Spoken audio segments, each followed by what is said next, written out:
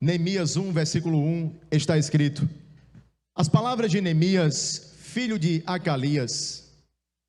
No mês de Quisleu, no ano 20º, estando eu na cidadela de Suzã, veio Anani, um de meus irmãos, com alguns de Judá. Então lhes perguntei pelos judeus que escaparam e que não foram levados para o exílio e acerca de Jerusalém. Disseram-me: os restantes que não foram levados para o exílio e se acham lá na província, estão em grande miséria e desprezo. Os muros de Jerusalém estão derribados e as suas portas queimadas. Tendo eu ouvido estas palavras, assentei-me e chorei, e lamentei por alguns dias. Estive jejuando e orando perante o Deus dos céus, e disse: ah, Senhor, Deus dos céus, Deus grande e temível, que guardas a aliança e a misericórdia para com aqueles que te amam e guardam os teus mandamentos. Estejam, pois, atentos os teus ouvidos e os teus olhos abertos, para acudires à oração do teu servo, que hoje faço a tua presença, dia e noite, pelos filhos de Israel, teus servos, e faço confissão pelos pecados dos filhos de Israel, os quais temos cometido contra ti, pois eu e a casa de meu pai temos pecado. Temos procedido de todo corruptamente contra ti, não temos guardado os mandamentos, nem os estatutos, nem os juízos que ordenaste a Moisés, o teu servo. Lembra-te da palavra que ordenaste a Moisés, teu servo, dizendo: se transgredirdes, eu vos espalharei por entre os povos. Mas se vos converterdes a mim e guardardes os meus mandamentos e os cumprirdes, então, ainda que os vossos rejeitados estejam pelas extremidades do céu, de lá os ajuntarei e os trarei para o lugar que tenho escolhido para ali fazer habitar o meu nome. Curve sua cabeça, feche os seus olhos. Pai, nós te damos graças pela tua presença. Te damos graças pelo seu precioso sangue, pelo ministério do seu Espírito Santo. Te damos graças por tua bondade e fidelidade. Te louvamos por essa palavra que foi enviada a nós. E pedimos, Senhor, revela-nos, abre os nossos olhos, alcança os nossos corações mais uma vez e fala com o teu povo. Em nome de Jesus, amém. Meus irmãos, esta oração poderosa de Neemias, embora esteja numa antiga aliança, ela serve para nós com alguns parâmetros que continuam sendo atuais, dignos de inspiração, um modelo bíblico de como nos achegarmos a Deus, o Pai, o Criador de todas as coisas, o Deus Todo-Poderoso. Eu quero explorar alguns aspectos dessa oração antes de aplicá-la à nossa vida espiritual hoje. Eu não sei se você sabe, mas Esdras, o livro que antecede Neemias, juntamente com o próprio livro que carrega o nome de Neemias, compõe originalmente o mesmo volume na tradição judaica. Esdras, Neemias. Esdras, Neemias. Porque ambos estão tratando de uma circunstância comum. O cativeiro babilônico, que se sucedeu ao povo de Israel por conta dos pecados que estavam sendo praticados no meio do arraial de Deus. Mas depois disso também o Império Medo-Persa. Eu percebo essa dupla dinâmica que Deus levanta na terra, Esdras e Neemias, com os olhos da nova aliança. Pensa comigo, irmãos. Esdras representava o quê? Um retorno às Escrituras. Alguém que procurou sinalizar ao povo de Israel que sem a lei de Deus eles estariam perdidos. E ele reformou a espiritualidade da época, que estava totalmente defasada, porque o povo se distanciou do conhecimento da palavra de Deus. Mas tempos depois de levantar Esdras, Deus levanta um homem chamado Neemias. Esdras, o homem da palavra. Neemias, um homem de oração. O que é que Jesus Cristo vai dizer para nós na nova aliança? Errais por não conhecer o quê? As Escrituras e o poder de Deus. Palavra e Espírito. Palavra e poder. E eu percebo Esdras e Neemias hoje ainda servindo como parâmetro para nós. Não podemos caminhar de braços dados apenas com uma destas coisas. Não podemos ser conhecidos apenas como o povo da palavra, mas também não podemos ser conhecidos apenas como o povo do Espírito. Nós somos um povo da palavra e do Espírito. Nós reverenciamos as Escrituras, mas nós entendemos que há um Espírito que a inspirou. E esse Espírito, irmãos, não é uma força impessoal, não é uma energia, uma vibe, um arrepio. Esse Espírito é o próprio Deus habitando em cada um de nós. O Espírito da verdade, que o mundo não pode conhecer, mas habita em nós, e Ele nos ensina em toda a verdade. Nós temos um professor, nós temos um amigo, nós temos um consolador, nós temos um conselheiro disponível para nós. Não precisamos, irmãos, entrar na fila da madrugada, porque Deus nos ouve melhor neste horário. Isso é religiosidade. Deus te ouve de manhã, de tarde, de noite. Deus só quer encontrar em você e em mim um espírito reto, um coração contrito, quebrantado. O véu do templo foi rasgado. O que é que isso significa? Significa que agora não é mais como acontecia no passado, que um mediador ia representando o povo perante o Pai. Hoje eu e você, em espírito e em verdade, adoramos ao Pai, porque o reino de Deus não está ali nem acolá, Ele está dentro de cada um daqueles que creem no seu Filho. Mas, meus irmãos, Neemias, segundo conta esse texto que acabamos de ler, essa porção, ele era um copeiro. Eu não sei se você sabe, mas um copeiro era um cargo de alta confiança do rei. Era um cargo de prestígio, que dava a ele acesso, que dava a ele um bom nome. E o rei daquela época, chamado de Artaxerxes, como acabamos de ler, governante do Império Persa, ele estava ainda liderando, digamos assim, aquele período do exílio.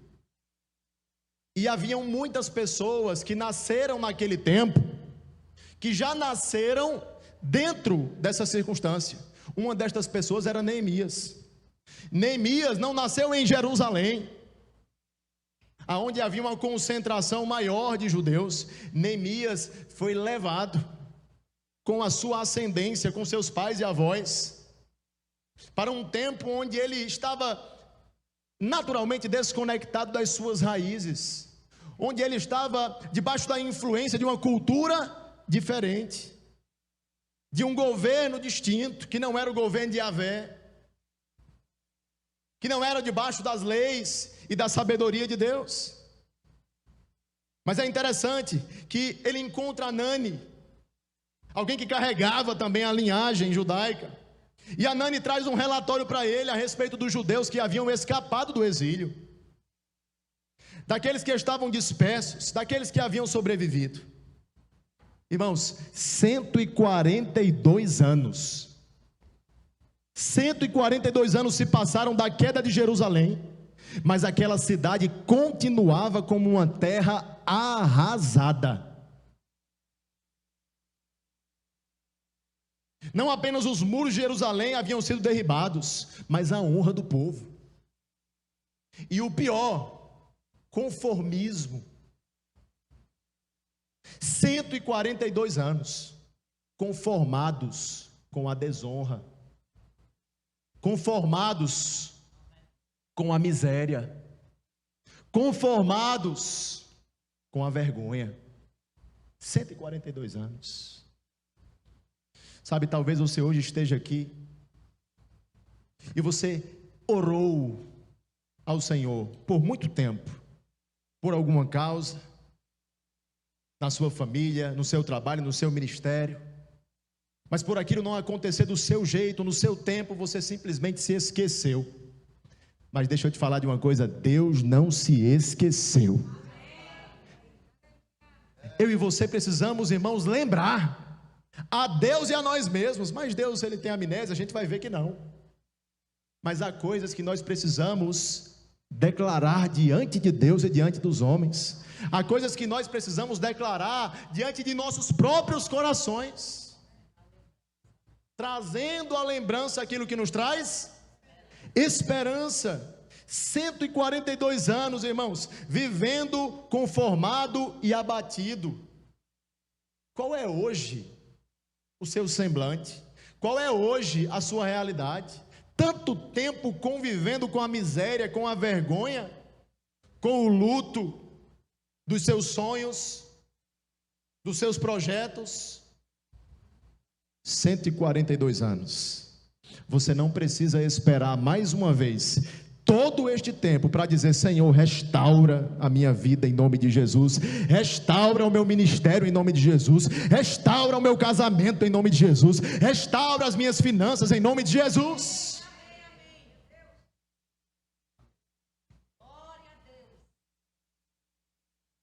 E após ouvir este relatório que Jerusalém estava em ruínas e o povo em grande aflição, como fala no versículo 3, o coração dele se despedaçou diante daquela situação, e movido por um profundo senso de responsabilidade, Neemias busca a Deus em oração. Mas não apenas busca a Deus, mas não apenas ora, ele se dispõe como uma resposta. Irmãos, Neemias não apenas orou, Neemias responde à oração. Neemias se posiciona sobre aquilo que orou, se posiciona sobre aquilo que Deus falou. Sabe qual é o nosso problema? É porque a gente faz muitas vezes a primeira parte, mas não chega na página 2.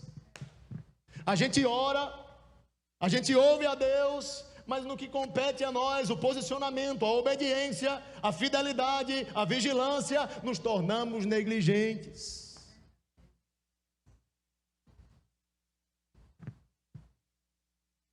E o povo de Deus é um povo que ora, é um povo que medita na Escritura, mas é um povo obediente. Não apenas oramos, nós nos prontificamos diante de Deus a responder. Quantas respostas eu tenho aqui? Quantos homens e mulheres posicionados eu tenho aqui? Para a glória de Deus. E por intervenção divina, como fala lá em Neemias 2:8, ele recebeu uma licença do rei Artaxerxes, então governante do Império Persa, para reconstruir Jerusalém. Veja se isso não é favor de Deus, irmãos. Deus dobrando o coração de um reino ou de um rei que sequer era da aliança de Israel. Sabe por quê, irmãos? Porque quando Deus quer fazer alguma coisa na sua vida, e quando exige posicionamento de obediência, de retidão, de fidelidade ao Senhor, humilhação diante da sua poderosa mão, sabe o que é que acontece? Até mesmo o ímpio, Deus levanta para te abençoar, para te favorecer. Deus, irmãos, ele não é refém daquelas alternativas lógicas que muitas vezes nós temos. Deus vai falar comigo só pelo pastor, Deus vai falar comigo só pelo meu líder. Deus às vezes vai usar alguém que sequer tem aliança com Deus para te fazer lembrar de coisas que você esqueceu, ou que talvez você esteja ouvindo há muito tempo da parte do pastor, mas o teu ouvido está fechado. Aí Deus vai usar uma mula, muitas vezes, para nos fazer despertar. Sou eu, quer outra prova? Sou eu falando com você. Tome um posicionamento.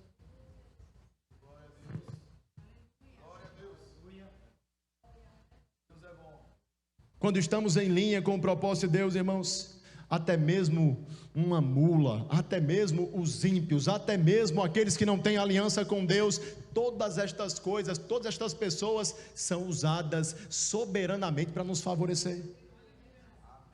Amém. Glória a Deus, glória a Deus. Mas olha só, uma oração de quebrantamento que está nascendo aqui. E eu estou compartilhando com vocês segredos, chaves de uma oração eficaz. Uma oração eficaz é uma oração que tem o quê? Resposta. Mas uma oração que tem resposta é uma oração que também tem mudança. Fica atento. Ele diz assim: ouvindo eu estas palavras, assentei-me e chorei. Lamentei por alguns dias. Irmãos, se nós analisarmos bem o mover de Deus ao longo da história, o que é que a gente vai achar? O que é que a gente vai perceber? Alguém que decidiu se mover em fé e em obediência ao propósito do alto. Veja, Deus é soberano e Ele independe de mim, independe de você, mas deixa eu te falar, Ele escolheu no auge, no ápice da sua soberania, falar conosco em resposta às nossas orações. Responder a oração foi uma forma que Deus soberanamente instituiu para que eu e você nos relacionássemos com Ele. Então Deus decidiu responder orações, Deus decidiu falar conosco, e Ele falou muitas e muitas vezes, pela lei, pelos profetas, pelo Filho e hoje pelo Espírito da verdade. Por isso não diga que Deus não fala, Ele fala, a questão é, você ouve? Eu ouço. Uma frase de John Wesley, que você já deve ter ouvido nos púlpitos aqui dessa igreja, é de que Deus nada faz senão em resposta à oração.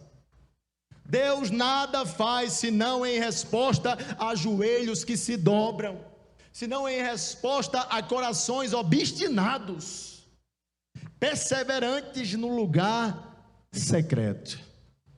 Quem não se lembra daquela viúva persistente?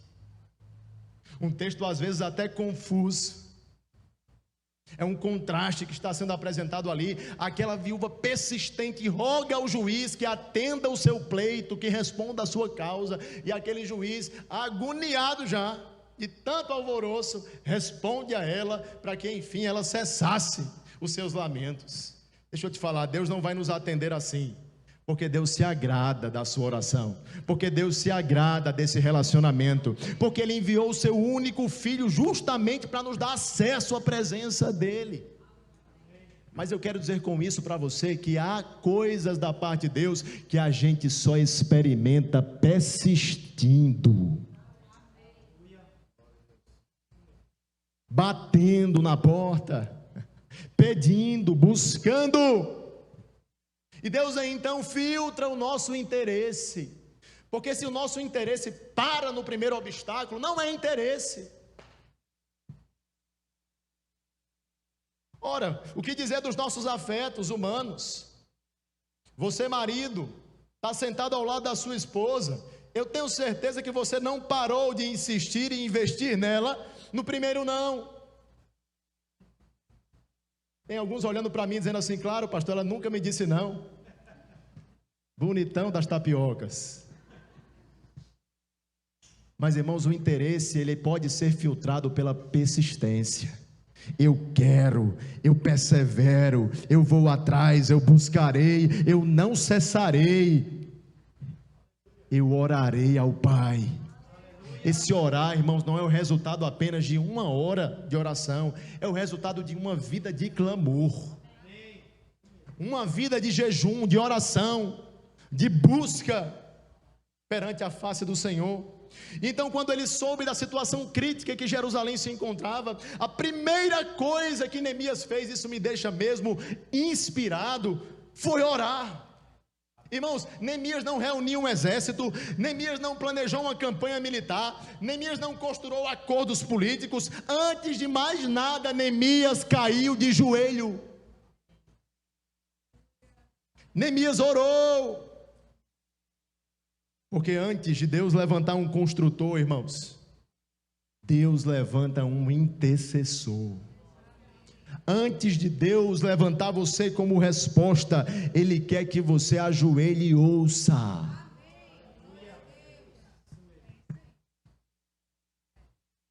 Seja manso, humilde, ensinável e ouça, aprenda do Pai que é manso e humilde. Ele quer falar, Ele quer instruir, e isso vai diminuir o erro. Isso vai nos tornar mais assertivos no plano e no propósito de Deus. Pare tudo e ouça. Essa é mesmo uma iniciativa radical no mundo como este que nós vivemos, agitado, barulhento, cheio de distrações. Todo o tempo dispara uma notificação nesse celular. É ou não é? É possível que você já tenha olhado para a tela umas 3 vezes durante essa mensagem, e ela está só no começo. Eu vou te dar um conselho: se você quer mesmo ouvir a Deus, põe esse celular no modo avião em nome de Jesus. Para de ceder às distrações, para de ser tão facilmente fisgado pelos entretenimentos baratos, pelas dopaminas baratas. Se conecta com o que é eterno, se conecta com o que é espiritual. Deus quer falar com você, Deus quer mudar a sua história.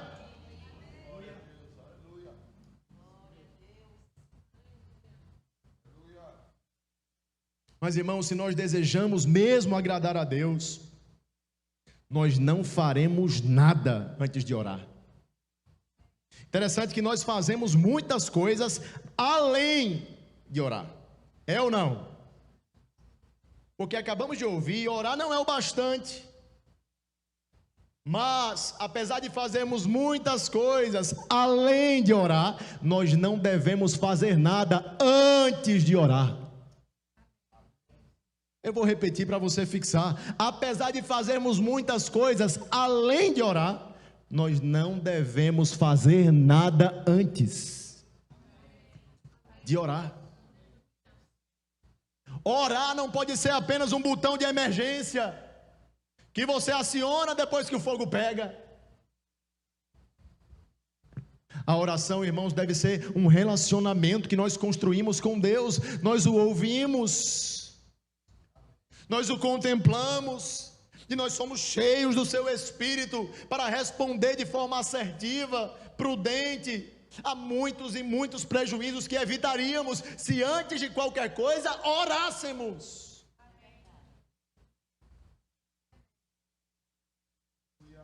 Muitos, irmãos, incalculáveis. A prioridade que nós damos à oração fala muito sobre o tipo de crente que somos e o tipo de fé que nós temos. Isso é uma coisa mesmo que me pega, irmãos.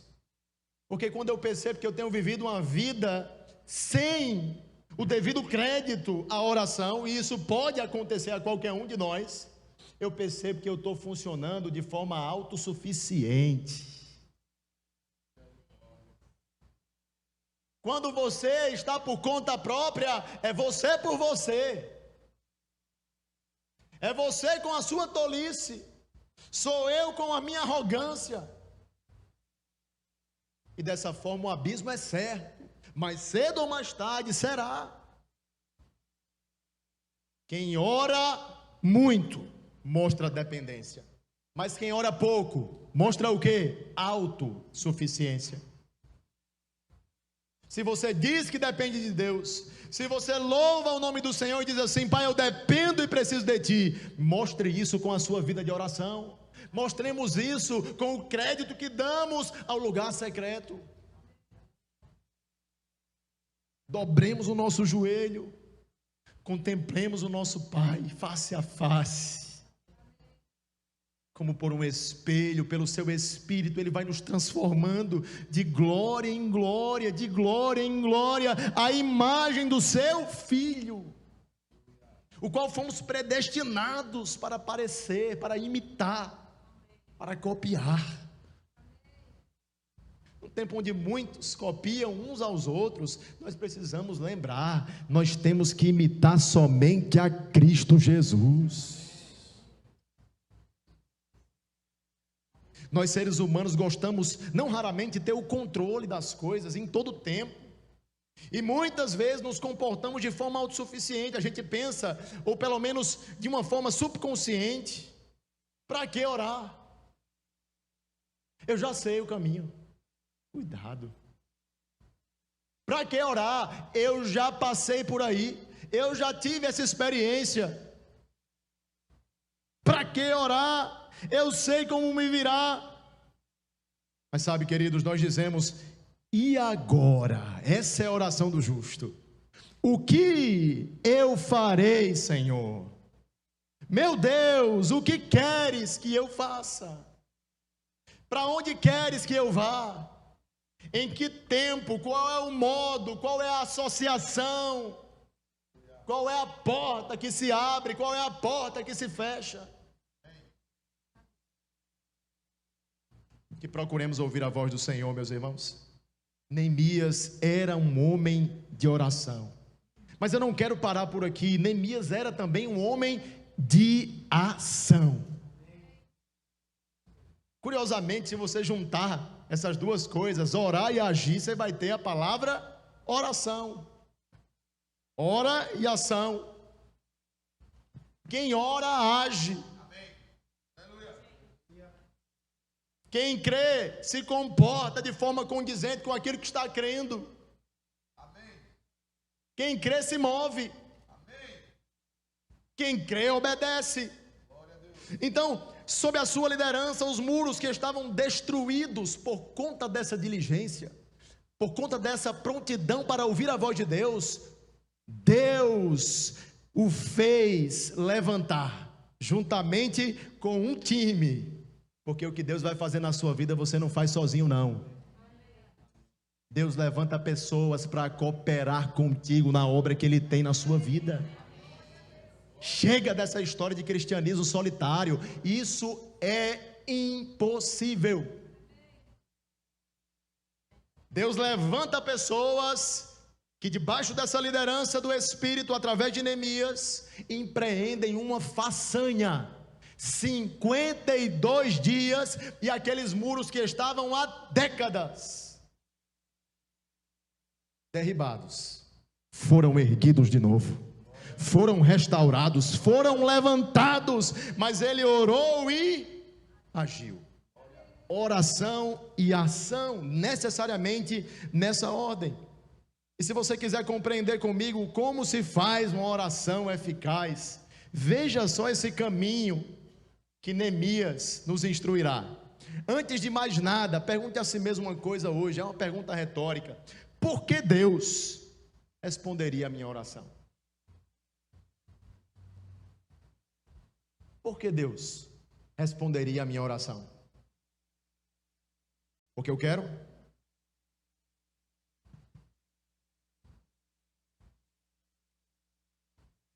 Por que Deus responderia a minha oração? Eu estive refletindo sobre isso. E eu vi Neemias respondendo em cada um desses versículos. Por que Deus responde às nossas orações? E quando Deus as responderá? Primeiro, verso 5, volta comigo para o texto. Neemias diz: Senhor, Deus dos céus, Deus grande e temível, fiel à aliança e misericordioso com os que te amam e obedecem os teus mandamentos. O que está acontecendo aqui? Três coisas que todos nós precisamos meditar no que diz respeito a quem Deus é. O primeiro passo para termos orações eficazes e respondidas: reconheça quem é Deus. E Neemias diz: Ele é grande. Qual é o atributo aqui mencionado? Grandeza. E diz mais: Ele é temível. Qual é o atributo aqui? Poder. E diz: Ele é fiel. Fidelidade. Antes de qualquer petição, reconheça quem Deus é. Ele disse: Deus dos céus, grande, temível e fiel. Sabe, irmãos, embora nós estejamos hoje numa nova e superior aliança, é com alguma preocupação, talvez para você possa ser exagero, mas para mim não, ver o que muitas vezes nós estamos fazendo quando estamos diante dele. Temos hoje uma linguagem diferente, eu entendo. Somos amigos de Deus por conta do sangue de Jesus. Somos os seus filhos, também por conta dessa obra redentora. Mas por favor, não se esqueça, Ele é Deus. Creia nele como amigo, creia nele como pai, mas não deixe de crer nele também como Deus. Ele é Deus. E quando nós meditamos nessa divindade, neste poder, meus irmãos, nós já sabemos qual é o nosso lugar. E sabemos em que lugar também Ele está.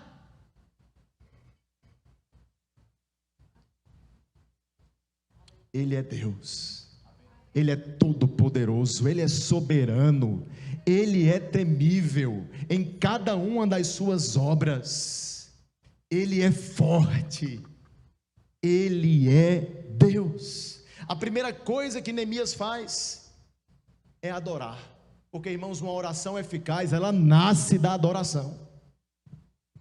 O que é adorar, gente? É repetir um verso. Porque tem gente que está no culto, ouve uma letra que não conhece e simplesmente se desconecta. Essa aqui não dá para adorar, que eu não conheço. Você está adorando a música ou é Deus? Alô? Eu não adoro a música, irmãos. Eu posso até gostar da canção, eu posso até gostar do compositor, mas eu adoro a Deus. É para Ele a música, é para Ele o louvor, é para Ele a honra. Então, se eu não sei qual é a letra, eu medito na grandeza de Deus, eu proclamo as suas maravilhas, eu falo das suas promessas, eu reconheço o seu caráter. Adorar a Deus, irmãos, não é simplesmente cantar. Então a oração eficaz nasce da adoração. Ela começa com reverência, não começa com petições.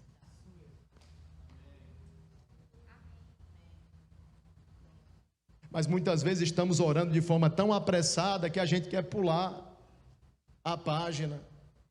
E a gente entra logo fazendo o quê, ó? Esfregando a lâmpada. Isso não é Deus não, isso é gênio. E nem existe. Deus me dá. Deus, o Senhor está vendo a minha luta. Deus... Reconheça que Ele é Deus, crente. Ele não deixou de ser Deus porque se tornou seu Pai. Ele é Deus. Quando nós reconhecemos o poder e a grandeza de Deus, nós estamos, antes de mais nada, louvando a Ele, adorando o seu nome. Mas muitos de nós até reconhecemos tais atributos. O problema é que a gente não está sinceramente convencido de que Deus tem interesse em responder a nossa oração. É por isso que a gente não investe tempo. É por isso que a gente ora muitas vezes por protocolo. Senta no banco de uma igreja por protocolo. É tradição da família. Porque o nosso relacionamento com Deus tem sido pautado por uma religiosidade barata e vazia. Mas olha só o que Neemias está mostrando para nós. Está mostrando que Deus e o que Ele faz é apenas uma extensão de quem Ele é. Por isso, se eu sei que Deus é fiel, se eu sei da grandeza, se eu sei do poder, se eu sei da glória, da majestade, eu sei que Deus trabalha em meu favor.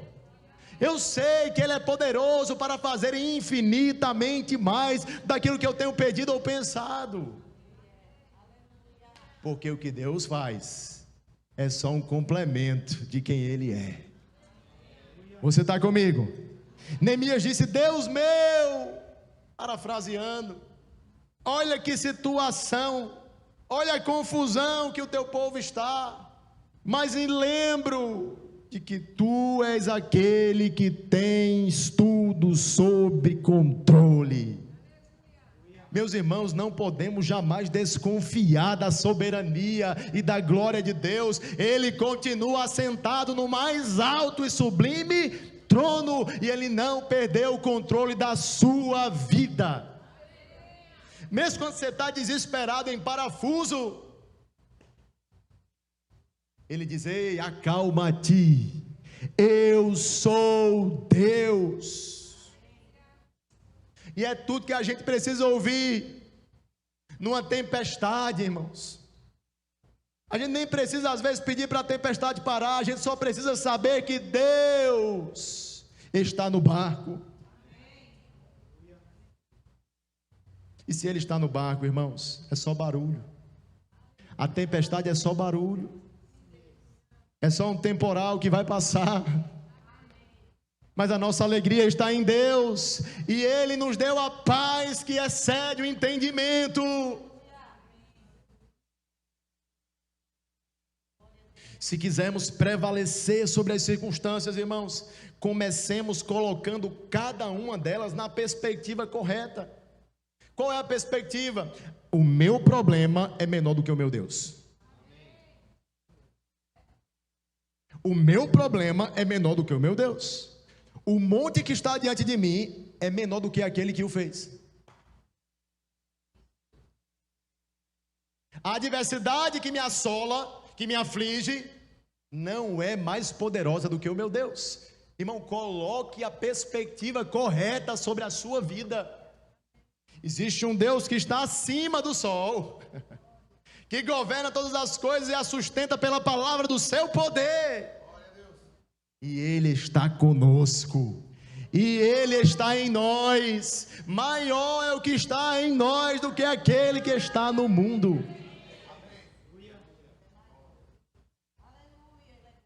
Se não fizermos isso, irmãos, veremos a preocupação e o medo assolarem e fazerem sucumbir a nossa fé. Mas não será assim contigo, porque você reconhece quem é Deus. Amém. Mas avancemos. Depois de reconhecer a grandeza de Deus, verso 6, verso 7, o que foi que Neemias fez? Neemias assumiu a bronca. Faça assim comigo, ó. Está aqui quem vai assumir a bronca. Já chega de fugir, já chega de recuar, já chega de se acovardar. Está na hora de você se levantar na autoridade do santo nome de Jesus, cheio do poder do Espírito Santo, e dizer assim: monte, erga-te, lança-te no mar. Não somos daqueles que retrocedem, nós somos daqueles que avançam. Nós somos daqueles que olham para o alvo, para o prêmio da soberana vocação, para o autor e consumador da nossa fé. Neemias começa então a oração dizendo quem Deus é, mas logo depois ele se identifica com os pecados do povo e diz assim: pecamos. Que nobreza, irmãos, que nobreza. É interessante que ele vai dizer eu e eles. Olha que interessante, uma dica aqui maravilhosa para nós, de nobreza. Quando for, irmãos, para se exaltar, digamos assim, fale primeiro eles, depois você. Mas quando for para assumir a bronca, fale primeiro eu, depois eles. Neemias nos mostra que há um poderoso posicionamento de quem se coloca na brecha. Qual é esse posicionamento, pastor? Assumir o fardo. E muitas vezes fardos que nem são nossos. Irmãos, Neemias estava confortável. Neemias era copeiro do rei, tinha prestígio, tinha posição, tinha status. Por que Neemias vai se meter com esse problema? Ele diz: o problema é meu. Deixou de ser apenas deles. Eu sirvo ao mesmo Deus. Olha que nobreza, irmãos. E no meio de um arraial abatido, cabisbaixo, onde não havia um varão para se levantar, Deus levanta um. Lá em Suzã, 1.600 quilômetros de Jerusalém. Vai lá e reconstrói os muros. Vai lá e desperta a grandeza que existe no povo da minha aliança. Vai lá e levanta eles de novo por dentro, porque eles esqueceram quem eu sou. Às vezes a gente precisa mesmo, irmãos. E Deus levante alguém que vem de um lugar distante para dizer: ei, sou eu. Porque a gente está conformado com a situação, conformado com os dardos do inimigo, atirando contra nós, impedindo, obstaculando as nossas vidas espirituais, e esquecemos muitas vezes dessa excelência que está em nós, da glória de Deus. Ele vive em nós, e existe um estoque de soluções dentro de cada um de nós, que é maior do que qualquer problema que se levante contra as nossas vidas. Deus disse: quem quer sabedoria, peça a Deus, peça a mim, e eu darei gratuitamente. Como é que eu obtenho sabedoria, pastor? Palavra e oração. Palavra e oração. Gente, eu não estou aqui para trazer uma revelação da revelação. Eu sou apenas um intérprete da Escritura que já está revelada. Palavra e oração. Não há outros meios pelos quais o povo de Deus amadureça, cresça, se transforme naquilo que Deus quer que eles sejam. Palavra e oração, irmãos. Voltemos para o feijão com arroz. Voltemos para aquilo que funciona, para aquilo que é propósito de Deus. Ele então assumiu a bronca. Olha só o que está escrito aqui: estejam atentos os teus ouvidos e os teus olhos abertos, para que atendas à oração do teu servo, que hoje faço diante de ti dia e noite pelos filhos de Israel, teus servos. Faço confissão dos pecados dos filhos, os quais temos cometido contra ti. Eu e a casa de meu pai pecamos. Temos procedido de forma totalmente corrupta contra ti, e não guardamos os mandamentos, nem os estatutos, nem os juízos que ordenaste a Moisés teu servo. Escute uma coisa, pelo amor de Jesus Cristo: a restauração que Deus quer promover na sua e na minha vida é sempre precedida de confissão e arrependimento. Deus não vai fazer nada até que você ore e se arrependa. Deus não vai mover nada até que você diga: Senhor, pequei contra ti, preciso do Senhor. E o Senhor é fiel e justo para purificar-me de todas as iniquidades e me perdoar de todo o pecado. Glória a Deus. O sangue de Jesus, irmãos, nos libertou dos pecados que cometemos, dos pecados que ainda vamos cometer. Isso não nos leva de forma alguma à licenciosidade, porque a gente entende o tamanho da dívida que a gente tinha, e a gente só tem uma forma de responder ao Senhor: é andando em santidade, é andando em gratidão, é reconhecendo: Ele me libertou do império das trevas e me transportou para o reino do Filho do seu amado. Então eu serei tudo aquilo que Ele quer que eu seja, então eu farei tudo aquilo que Ele quer que eu faça. Não é barganha, não é algo que eu faço para obter o favor de Deus, não, é resposta de quem eu sei que Ele é, daquilo que Ele revelou a mim, pelo Espírito. Mas veja só, Bob Pierce, fundador da Visão Mundial, ele disse uma coisa que deve estar no nosso coração. Ele falou assim: eu quero que o meu coração se quebrante diante das mesmas coisas que quebrantam o coração de Deus. Uau!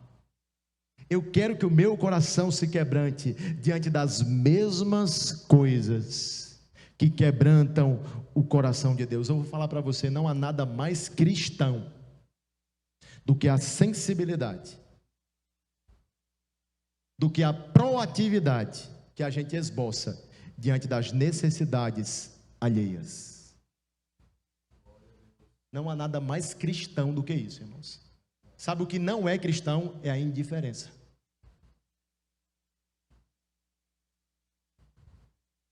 Mas não há nada mais cristão do que ser Jesus para alguém,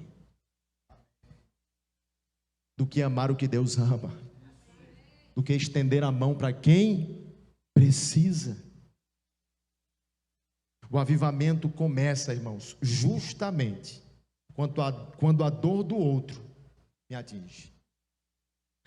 Todos os homens que Deus usou para reformas poderosas, para avivamentos poderosos, o Senhor gerou e criou dentro do coração de cada um deles um incômodo pelo status quo, por aquilo que estava acontecendo à sua volta, onde ele também estava envolvido. Mas o Senhor fez pesar sobre o coração de Neemias, um pesar que nem estava no coração do povo. Já pensou? O povo que está sofrendo, porque Neemias estava numa boa, mas o povo que está sofrendo não estava tão incomodado quanto Neemias, que estava numa boa. E Deus vai fazer assim também. Deus vai fazer assim quando levantar a você e quando levantar a mim. Vai tirar você muitas vezes de um lugar que está confortável. Você está numa boa, mas Deus vai fazer pesar sobre o seu coração um fardo espiritual sobre os outros. E Ele vai mostrar para você: eu não te chamei para ser inútil no meu reino. Eu te chamei para ser resposta. Eu te chamei para ser ungido. Eu te chamei para ser cheio do meu Espírito, para anunciar as boas notícias do meu reino. Você é útil, você é valoroso, você é precioso, você é uma flecha nas mãos do arqueiro.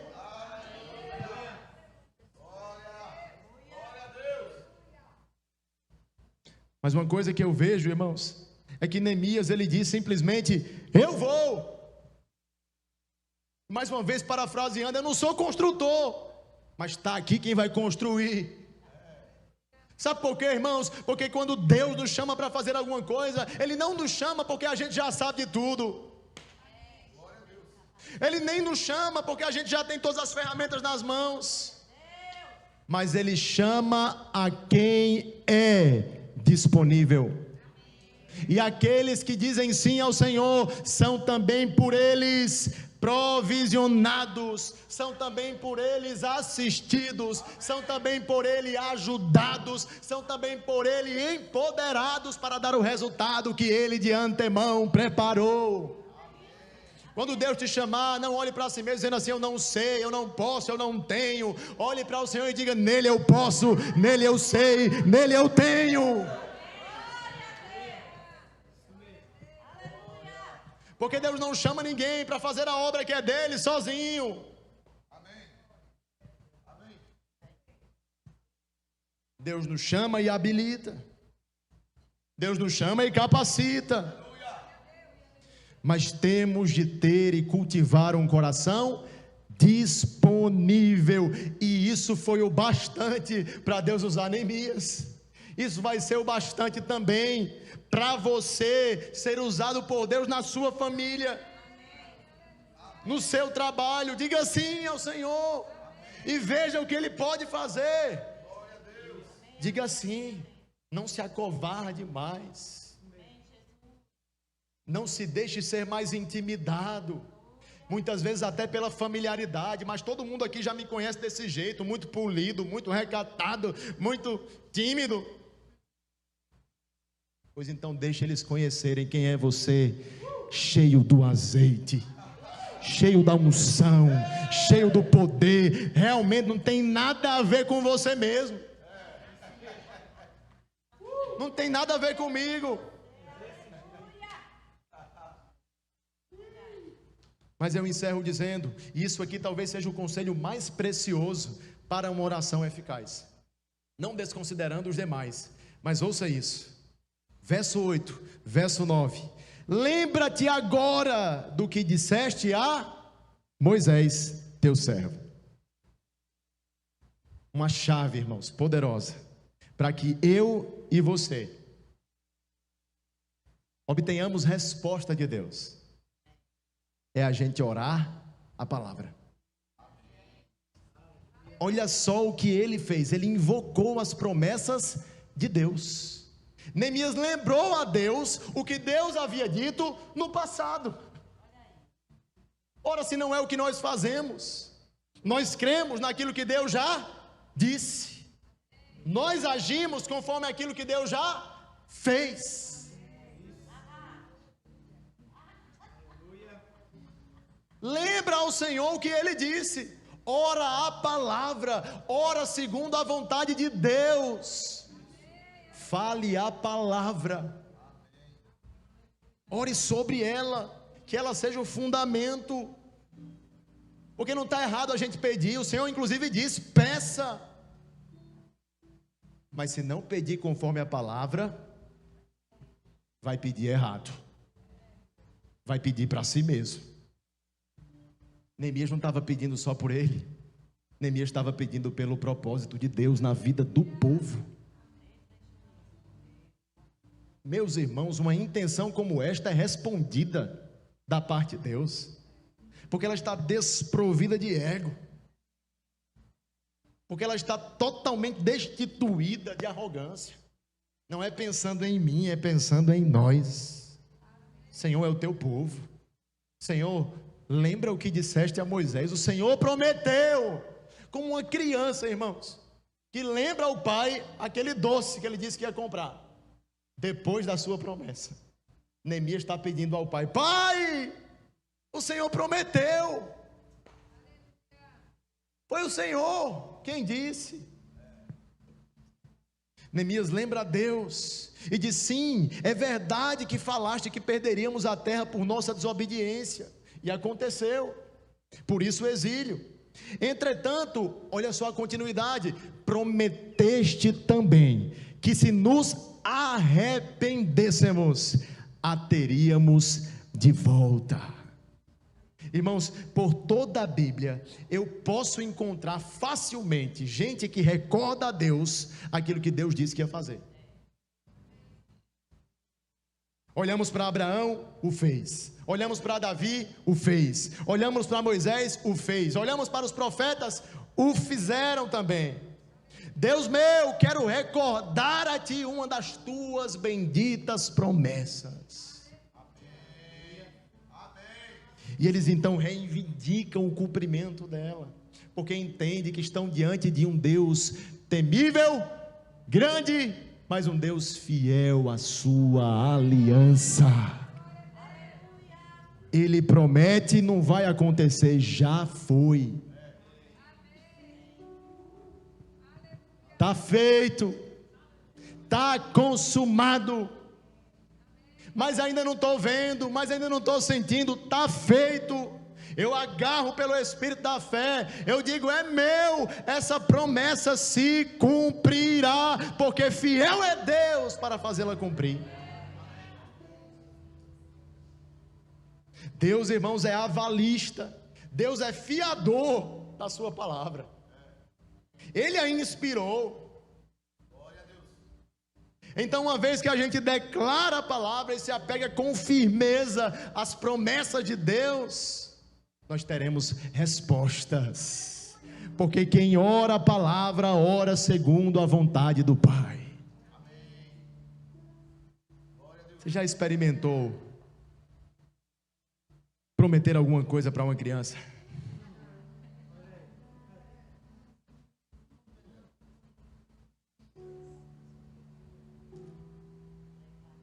Você pode esquecer, mas ela fará questão de te lembrar. Deixa eu te falar de uma coisa aqui. Tem um exemplo a seguir, mas tem outro tipo de comportamento que é totalmente distinto quando a gente olha para Deus. Deixa eu explicar. Por um lado, devemos ser como crianças, insistentes, e muitas vezes também com boa memória. Mas por outro lado, o teu Pai celestial fica peixe, Ele não se esquece.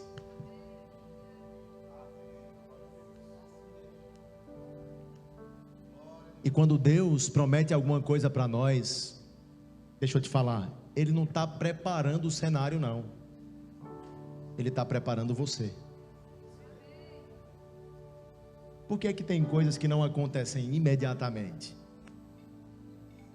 Porque Deus está preparando você para algo que Ele já deixou pronto. Porque Deus está me chamando para me submeter a um tipo de condição, postura, onde eu me encontrarei com a promessa cumprida, realizada, e saberei desfrutar dela, e saberei reconhecer: só podia ter sido Deus. Eu de mim mesmo não tenho nada, mas Deus pode todas as coisas. Foi Ele que me prosperou, foi Ele quem me promoveu, foi Ele. Só Ele, irmãos, poderia ter feito o que fez na sua vida, o que fez na minha vida, na minha história. Somente Deus. As janelas dos céus sempre estarão abertas enquanto a sua boca também estiver. As janelas dos céus sempre estarão abertas enquanto a sua e a minha boca também estiverem, mas não estiverem abertas para murmurar, para espernear, abertas para declarar a palavra, irmãos. Nós somos o povo da fé. Entenda o que a gente quer dizer com isso. Fale, confesse. Não é ser otimista simplesmente, não é confissão positiva simplesmente, é confissão da palavra. Não é o que eu oro segundo o meu otimismo, é o que eu oro segundo a vontade de Deus. Isso é o que Ele fará. Isso é confessar a palavra, crendo que já recebi. Por quê? Porque Deus falou. E se Deus, irmãos, falou, diga comigo, está feito. Diga comigo, ha, ha, ha. Se Deus já falou, querido, ei, deixa eu te falar, a gente lembra Ele, mas não é na expectativa de achá-lo desapercebido. Eita, rapaz, ainda bem, meu filho, você me lembrou. Não, rapaz, não fosse você. Não, irmãos, mas é Deus se agradando de alguém que nunca se esquece do que Ele fala. Mas é Deus vendo que você dá crédito ao que Ele diz. Está na hora de você começar a dar crédito ao que Deus falou sobre a sua vida. Está na hora de você começar a dar crédito àquilo que Deus já fez em Cristo por mim e por você. Está na hora de você começar a dar crédito àquilo que Deus quer fazer e já disse sobre a sua família.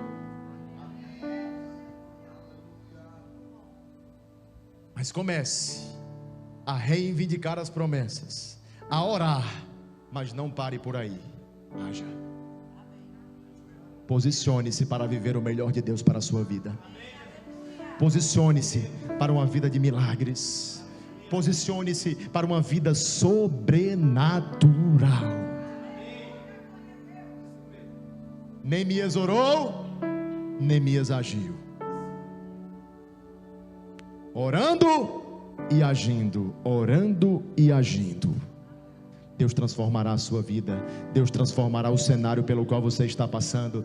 Deus te fará prosperar em todas as coisas em Cristo Jesus, que nos fortalece.